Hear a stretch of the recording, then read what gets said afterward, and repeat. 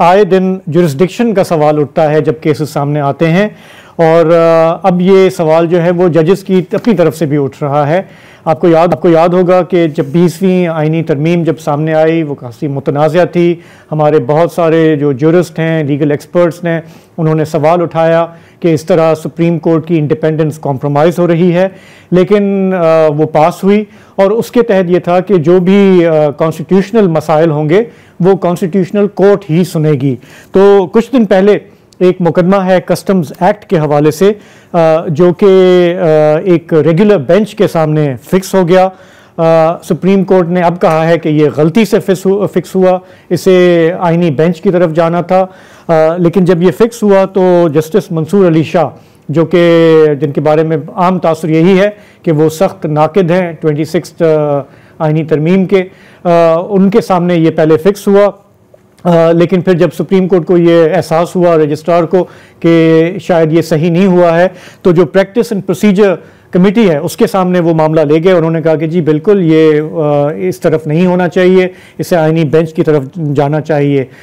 लेकिन जस्टिस मंसूर अली शाह का जो बेंच है दे टुक एक्सेप्शन टू दिस और उन्होंने कहा कि शो कॉज जारी होना चाहिए कंटेम्प्ट का, कि ये जो एडिशनल रजिस्ट्रार हैं उनकी ज़रूरत कैसे हुई कि हमारे सामने लगा हुआ केस जो है वो कहीं और लेके जाएं। तो आज हमने देखा कि सुप्रीम कोर्ट के एडिशनल रजिस्ट्रार जुडिशल नज़र अब्बास को अपने ओहदे से हटा दिया गया। उन पर इल्ज़ाम है कि उन्होंने संगीन गफलत दिखाई ये केसेस फिक्स करते हुए। अब ये कोई मामूली ओहदा नहीं है, ये ग्रेड 21 के अफसर होते हैं और उनकी रिटायरमेंट भी चंद महीने दूर है। उससे पहले ये एक्शन होना ये सब हमें क्या बताता है कि सुप्रीम कोर्ट के अंदर क्या चल रहा है। बज़ाहिर ये लगता है कि बड़ों की लड़ाई में हमेशा छोटे पिस जाते हैं। क्या कहते हैं हम, हाथियों की लड़ाई में घास का नुकसान होता है। स्केप गोट। ट्रेन का जब हादसा होता है तो ड्राइवर और गार्ड जो है मुअत्तल हो जाते हैं। तो क्या ये वाकई ऐसा है? हमसे ज्यादा जानते हैं हमारे जो सुप्रीम कोर्ट के रिपोर्टर्स हैं जो रेगुलरली इन मामलों करते हैं। उन्हीं में से एक हमारे दोस्त, हमारे सहाफ़ी अब्दुल कयूम सिद्दीकी इस वक्त हमें प्रोग्राम में ज्वाइन कर रहे हैं। कयूम सिद्दीकी साहब, मैं ये भी देख रहा था कि ये जो थोड़ी बहुत बहस चल रही है 26वीं आईनी तरमीम पे, अब उसके हवाले से भी एक 8 रुकनी आईनी बेंच उसके खिलाफ जो दरख्वास्तें हैं उसकी समाअत करेगा 27 जनवरी को। उससे पहले इस तरह से इस पूरे मामले के सो कॉल्ड डिवीजन का इन सुप्रीम कोर्ट यूं खुल के सामने आना और फिर एडिशनल रजिस्ट्रार का घट हो जाना इस पूरे मामले में, क्या ये ऐसे ही है जैसे हम इसको रीड कर रहे हैं? जाहिर है कि ये बिल्कुल मामला ऐसे तो नहीं है। और जहां तक बात है 26वीं आईनी तरमीम के हवाले से दरखास्तों की, तो अगर आपको याद होगा कि जस्टिस मंसूर अली शाह साहब ने जो रूल्स कमेटी थी उससे पहले भी उसमें लिखा था और जस्टिस जमाल मंदोखिल ने कहा था कि ये मामला सब जुडिस है, आपको इस पर बात नहीं करनी चाहिए।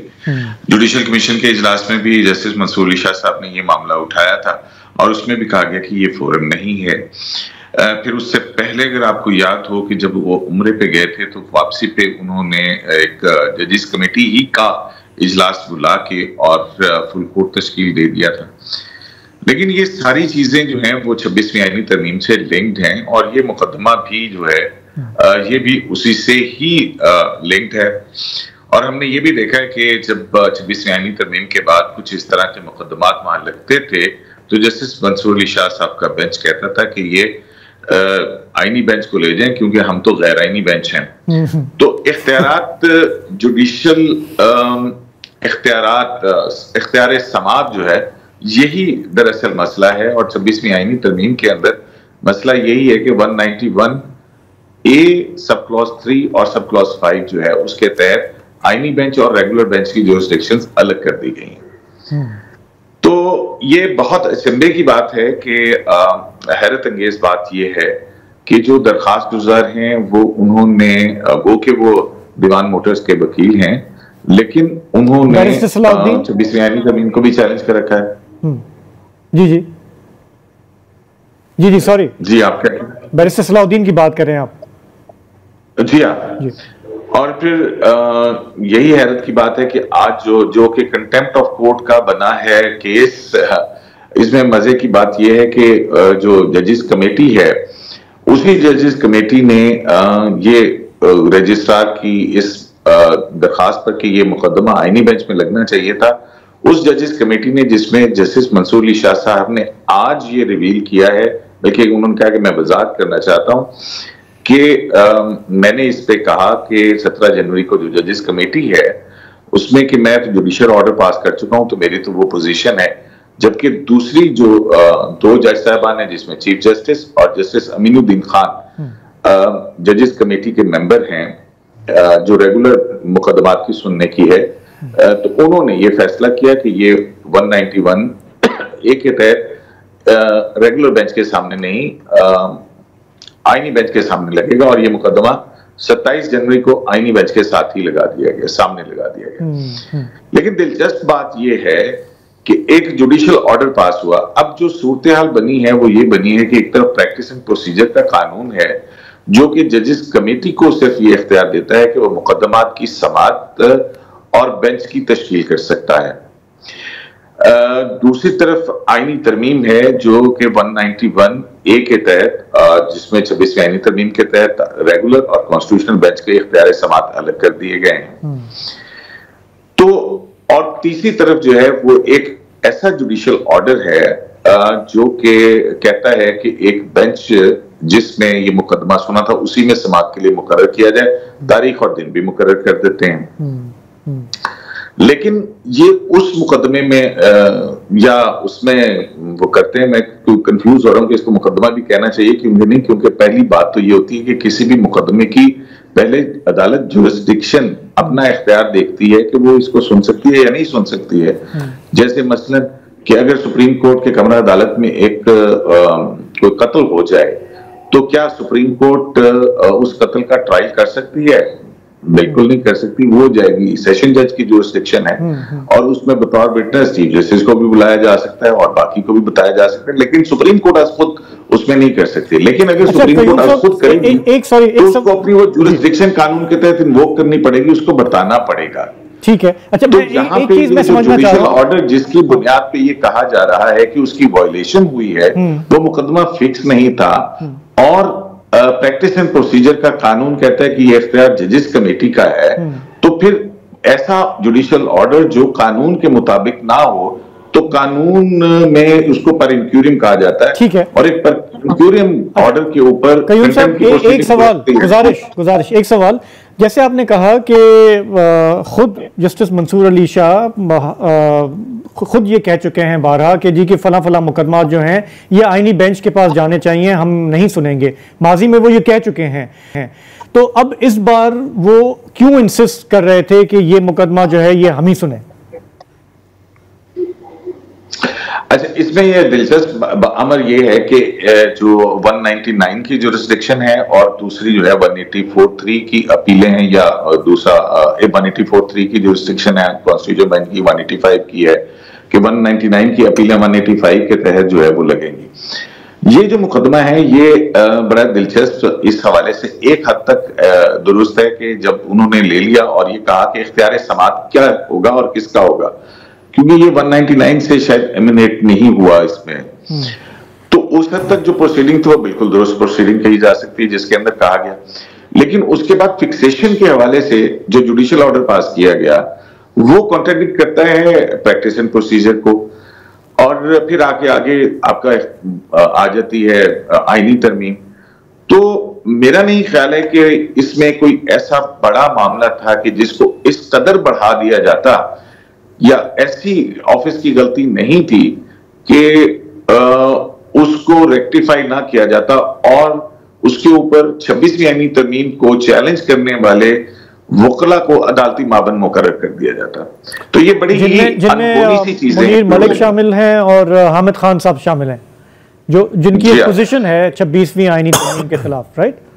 जी नहीं, अपोजिशन नहीं है। हामिद खान साहब ने भी चैलेंज किया हुआ है, बैरिस्टर सलाउद्दीन ने भी चैलेंज किया हुआ है, और हामिद खान साहब पाकिस्तान तहरीक इंसाफ के सेनेटर हैं। आपको याद होगा 26 आईनी तरमीम पास हुई तो उन्होंने कहा कि हम इसकी ईंट से ईंट बजा देंगे, और फिर एक वकला एक्शन कमेटी बनी हुई है जो कि हामिद खान साहब के ग्रुप है।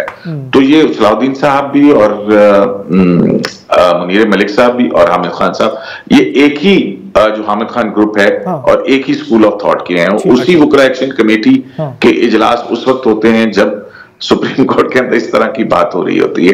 तो ये सारी बहुत जो है ना चीजें एक दूसरे के साथ मिलती हैं और उसकी वजह से सवालात ज्यादा उठ रहे हैं। अच्छा कयूम साहब, अब आपने अभी कहा था कि आप कुछ हद तक कंफ्यूज है। अगर आप कुछ हद तक कंफ्यूज है तो मैं तो बेहद कंफ्यूज हूं। आप दोनों का मुझे कुछ नहीं पता, मुझे कख समझ नहीं आ रही है।